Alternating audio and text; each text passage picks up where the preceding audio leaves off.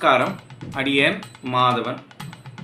இன்றைய தினத்தில் விசேஷமாக ரகுவீர கத்தியம் அப்படின்னு சுவாமி தேசிகன் சாட்ச ஒரு கத்தியத்தை சுவாமி வில்லிவலம் நாராயணாச்சார் வித்வான் அவர் சொன்ன விளக்க உரையோட இந்த ரகுவீர கத்தியத்தை பழகிறதுக்கு, அதாவது சொல்லறதுக்கு பழகிறதுக்கு பிரயத்தனப்படுறதுக்கு அடியேனுடைய இந்த விளக்கத்தையும் சேர்த்து சமர்ப்பிக்கணும் அப்படின்னு குழந்தைகள் ஆசைப்பட்டதுனால நான் இன்றைய தினத்தில் இந்த ரகுவீர கத்தியத்துக்கு வில்லிவலம் நாராயணர் சுவாமி சாட்ச விளக்கத்தை எனக்கு என் ஆச்சாரியன் சொன்னதை நான் புரிஞ்சின்ற விதத்தில் என்னுடைய குழந்தைகளுக்கு தெரியப்படுத்தணும் அப்படின்றதுக்காக இந்த காணொளியை வெளியிடுறேன். விசேஷமான கத்தியம் ஆச்சாரியன் சுவாமி தேசிகனால இந்த கத்தியமானது எழுதப்பட்டது.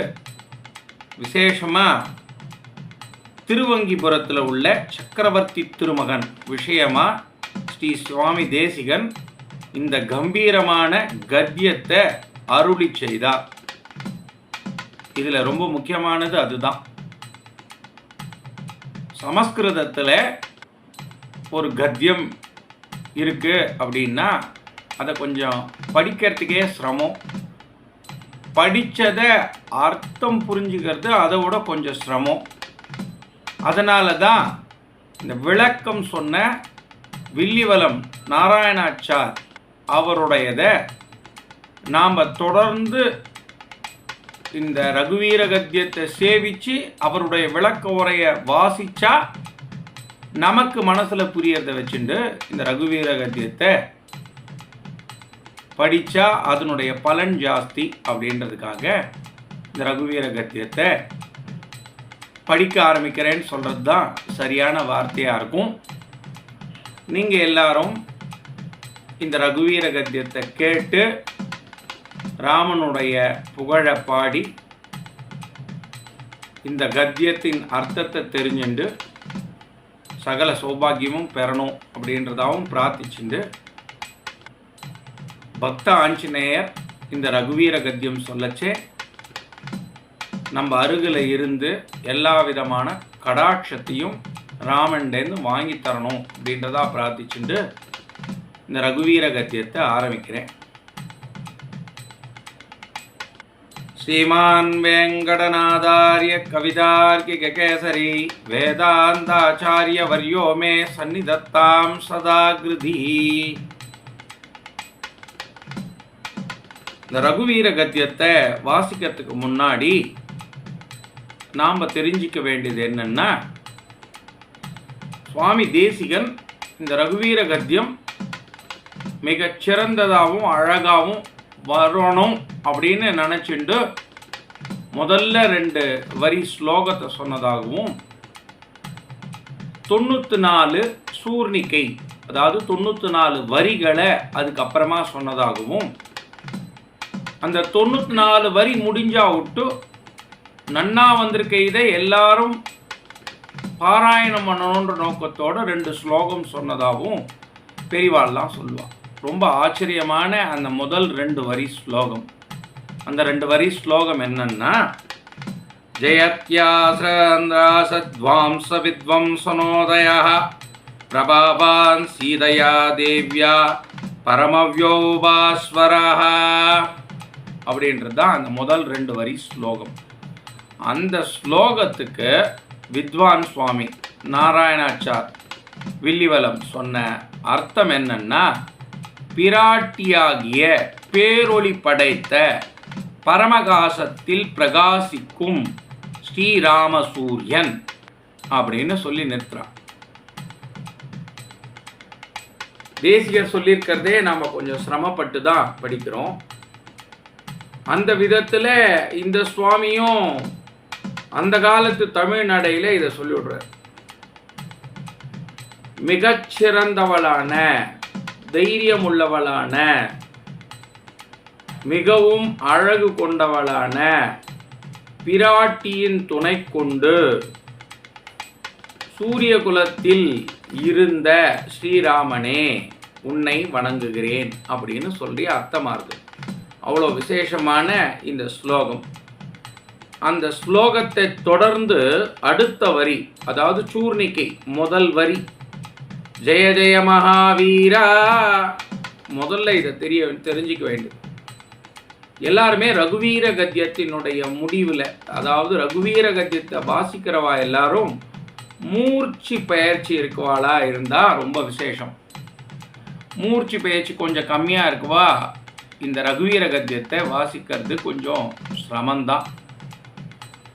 அதுலேயும் ரொம்ப பதங்களை தேடி எடுத்து சமஸ்கிருதத்துலேருந்து போட்ட வார்த்தையாக இந்த ரகுவீர கத்தியம் இருக்குது.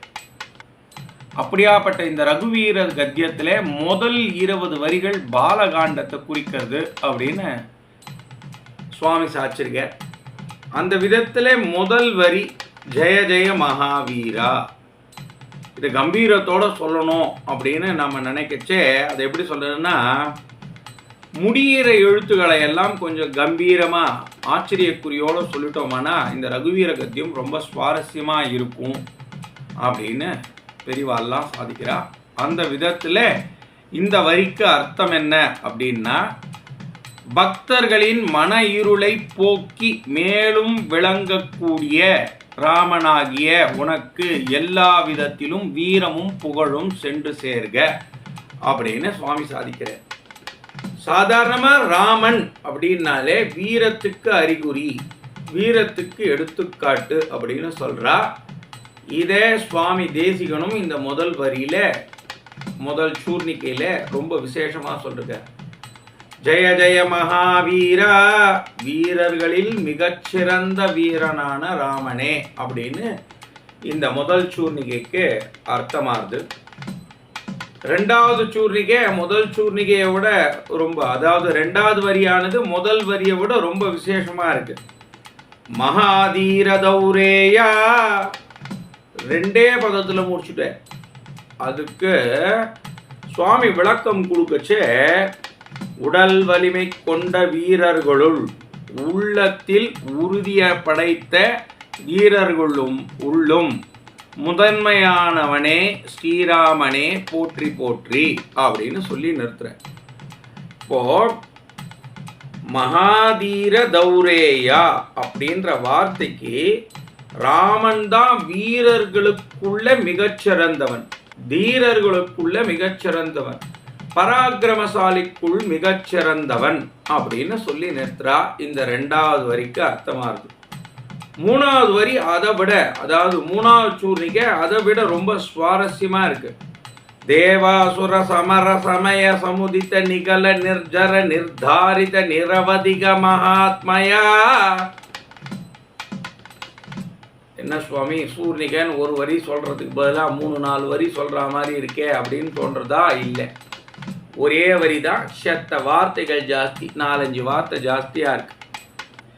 தேவர்கள் அசுரர்கள் யுத்தம் நேர்ந்த காலத்தில்தான் சகல தேவர்களும் கூடி உன் மகிமையை திட்டவட்டமாக நிர்ணயம் செய்தனர் அப்படின்னு சொல்லி இந்த மூணாவது சூர்ணிகைக்கு சுவாமி விளக்கம் சொல்லி நிறுத்தியிருக்கார். ராமனுடைய பராக்கிரமத்தை தேவர்களும் ரிஷிகளும் மகான்களும் முனிகளும் வியந்து பாராட்டினர் அப்படின்னு சொல்லி பெரியவாள்லாம் சாதிக்கிறார். இந்த மாதிரியான ஒரு ராமனே தேவருக்கு நிகரா, வீரத்தில் மிகச்சிறந்தவனா, எல்லா விதமானவற்றிலும் சிறந்தவனா காண்பிக்கக்கூடியவர் அப்படின்னு சொல்லி நித்ரா. விசேஷம். தசவதன தமித தைவத பரிஷத்யாதித தாசரதி பாபா. அடுத்த சூர்ணிகை. இந்த சூர்ணிகைக்கு அர்த்தம் என்னன்னா, தேவர்கள் ராவணனால் கதிகலங்க செய்யப்பட்டவர்களா இருந்தார். அப்படியாப்பட்ட ராவணனிடம் தோற்ற தேவர்கள் அனைவரும் ஒன்று சேர்ந்து, அதாவது தேவா அசுர, தேவர்களுடைய அசுரர்களுடைய சண்டையினால் தோற்ற தேவர்கள் பூலோகத்தில் ஸ்ரீமன் நாராயணனை அவதரிக்கும்படி பிரார்த்தித்தனர் அப்படின்னு சொல்றார். அப்படி அவதரித்த ராமன் மிகச் சிறந்தவனாக, எல்லாவற்றையும் நிர்ணயிக்கக்கூடிய வகையில் சக்கரவர்த்தி திருமகனாக அவதரித்தார் அப்படின்னு சொல்றதுதான் இந்த இடத்துல பொருத்தமா இருக்கும்.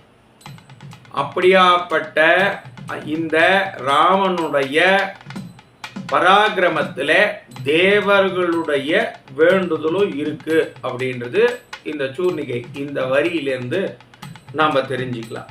தினகர குல கமல திவாகரா,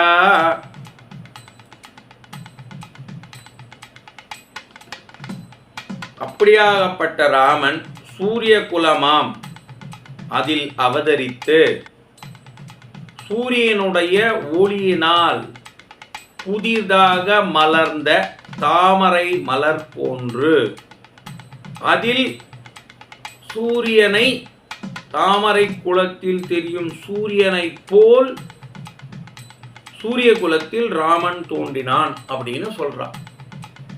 ரொம்ப குழப்பமா இருக்க சுவாமி விளக்கமே அப்படின்னா அது அப்படிதான். ராமன் சூரிய குலத்தை சேர்ந்தவன். தாமரை ராத்திரியில மலரும், சந்திரன் வந்தாவுட்டு தான். ஆனா புத்தொளி, அந்த குலத்துக்கே ஒரு புத்தொளி எந்த சமயத்துல வருதுன்னா, அதிகால நாழிலே தாமரை மலர்ந்திருக்கும் போது அந்த தாமரை குலத்தில் தோன்றிய சூரியனுடைய பிம்பத்தை போன்று ராமன் அவதரித்தான் அப்படின்னு சொல்றான். இவ்வளோ விசேஷமான இந்த வரிகளை பார்க்கச்சே சுவாமி தேசிகன் எவ்வளோ லயிச்சிருக்க ராமன் இடத்துல அப்படின்றது நமக்கு தெரிய வர்றது. ரொம்ப விசேஷமான அர்த்தங்கள் கொண்டிருக்கு. இன்றைய தினத்தில் முதல் 5 சூர்ணிகைக்கும் மேலே இருக்கக்கூடிய 2 ஸ்லோகத்துக்கும் சுவாமி நாராயணாச்சார் மூலியமா அவர் சொன்ன விளக்கத்தை கொண்டு ரகுவீர கத்தியம் எப்படி இருக்கு அப்படின்றத பார்த்துருக்கோம். எனக்கும் கொஞ்சம் ரொம்ப சந்தோஷமா இருக்கு. 20 வருஷத்துக்கு அப்புறம் எங்கள் வாத்தியார் சொன்னதை நான் ஞாபகத்தில் வச்சுண்டு உமக்கு, அதாவது என்னுடைய பாலகர்களுக்கு, என்னுடைய பாடசாலையில் இருக்கக்கூடிய குழந்தைகளுக்கு நான் இந்த ரகுவீர கத்தியத்தோட அர்த்தத்தை சொல்கிறதுல ரொம்ப சந்தோஷம் அடைகிறேன். அடியேன் பாக்கியம். நாளைக்கு மிச்சம் 5 சூர்ணிகையை சொல்லி அதனுடைய விளக்கத்தை சுவாமி சாட்சது என்ன, நாம் அதில் புரிஞ்சுனது என்னன்னு தெரிஞ்சுக்கலாம். ரொம்ப சந்தோஷம்.